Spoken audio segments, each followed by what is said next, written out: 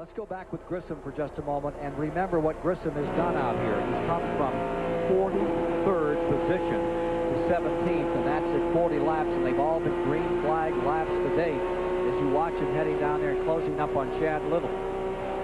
Trying to move into 16th. What's he doing there? I missed that. Reaching up there by the window. Let's see if he does it again. Closes in again on Chad Little from the state of Washington, Spokane way.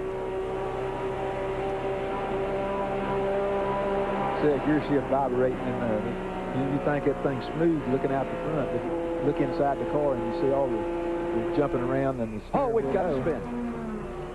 That's the smoke. That's turn 2, and car number 36 does a rounder. That's Tim Bender out of Colden, New York. We've seen him down here win, I believe, 4 sportsman races. He's a world champion snowmobiler. You ever been snowmobiling, Richard? Went one time. Went up into Canada. It was like 30 below zero. So Once was enough? That I had 2 times, first and then the last one. You know, I mean, one of those kind of days. It was great. We really enjoyed it, though. Well, that's what this Bender has done and made his reputation on, and he drove beautifully in sportsman races. But right now, Tim Bender has looped one in turn 2, and here he comes back, bringing out the first caution of the day. Ooh, he wrinkled the back of that one up pretty strong. He done backed it in the wall somewhere. I missed that, and also. Now you're riding with Ricky Craven, the DuPont car. Big race for Craven today, with Wallace out, Green in second spot in the standings, and Craven. This is their opportunity to move up. Remember, Ricky Craven, Grand National North champion. He won the Oxford 250 up in Maine. He's moved down onto the circuit, owns his own car now, has his own team, and he's pulled himself up with 2 wins in the 3rd spot. He's just 19 points behind Green coming into today's race in this DuPont automotive car. So we'll see how the afternoon proceeds for both Green and for Craven. Now the leaders are all coming in. This is happening at lap 42. There you see the rundown as of 45 laps with Gant in front, and old Magic Shoes himself is up to 2nd place. Nemechek in 3rd, Waltrip, Mark Martin, Phil Parsons. As we get set to run them once again, Jeff Purvis in 7th, Schrader in 8th, Elton Sawyer 9th, Chad Little 10th. Take a look at the replay on how we came to our first caution this afternoon. Bender in trouble, got really loose up there. I don't know if he got touched or not. I don't know whether he got touched from behind or not, but he come up by himself, and these boys do a good job of getting woed down and missing him, that's for sure.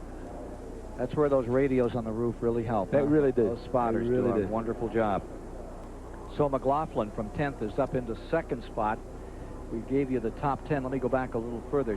Little in 10th, Bobby Labonte 11th, Dale Earnhardt 12th, Dale Jarrett 13th, Stanton Barrett 14th, as we take a look at the field organizing on the start from the Rebestos aerial platform here this afternoon at Charlotte. 15th position is Ernie Irvin, and 16th is Skinner, the pole sitter, as we get set to go again. And if they take Green, 46 laps will have been completed. Got a little tight up at about 10th or 12th back there. I've seen him just go every which way. On the brake. Oh, there they go. Somebody head on in the wall. Again, a big crash going down to the corner. 5, 6. A hard one on the restart going into turn number 1. Tears up. It looks like at least 10 cars. Well, let's see. There's Sterling Marlin's car is in it. I think Derek Hope got collected. There's Tracy Leslie's car, the 33, badly damaged. That's Bobby Labonte out of Corpus Christi walking away. Stanton Barrett went low and apparently knocked the 23 car of Chad Little and the 33 car into the outside wall. Bobby Labonte's car, and then the rest were taking evasive action. There's Chad Little out. He's okay, but he is angry and frustrated. And here's the 63 that tried to take evasive action. Jim Bound out of Portland, Oregon. He's in trouble. There's Randy LaJoie's number 20. That one's gone. It was a bad one, man. I mean, they was going everywhere. And, you know, it's one of those deals when it happens, you do everything you can to woe down, and then somebody hits you in the back, and then you hit somebody over the front. There's nothing anybody can do. Once that happens, everybody is running so fast and so quick. There's no evasive action. You make a decision and hope it's the right one. There's Derek Cope's car. And Dale Jarrett. Again, as to what happened, let's take a look in replay at that start. There's the 23, the 33, and down to the inside went Stanton Barrett, trying to find a hole, and he drives those two up into the wall. Oh, a hard lick on Chad Little, and equally hard on Bobby Labonte as Stanton Barrett tried to make his own way on the bottom of the racetrack. And now watch this wild game of jeopardy going into turn number 1.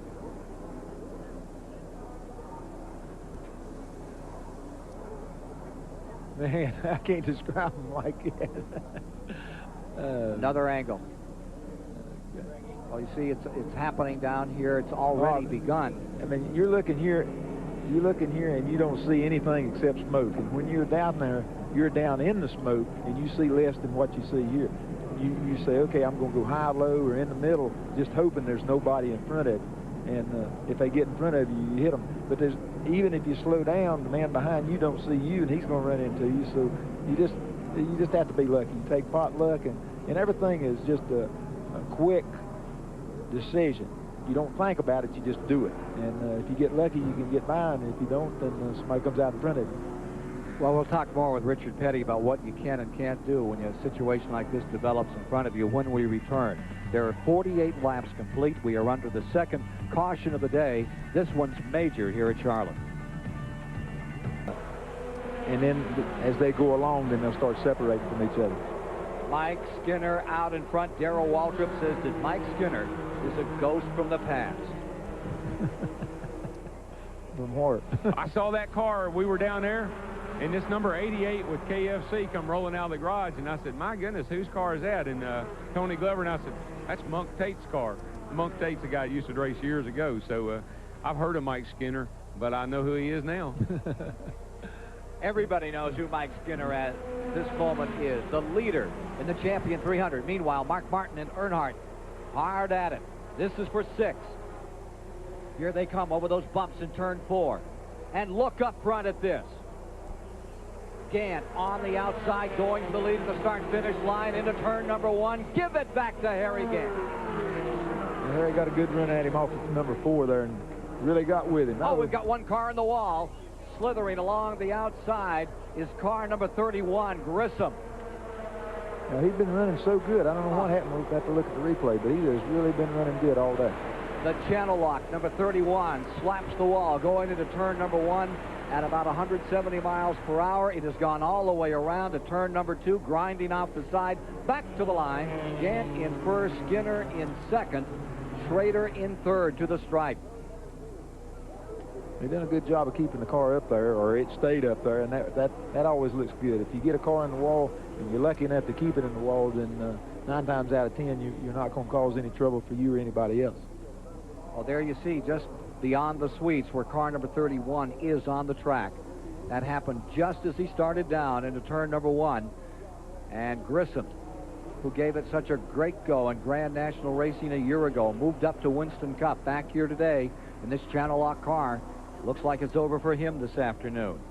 Third caution of the afternoon came at lap 63 for Alabama's Steve Grissom.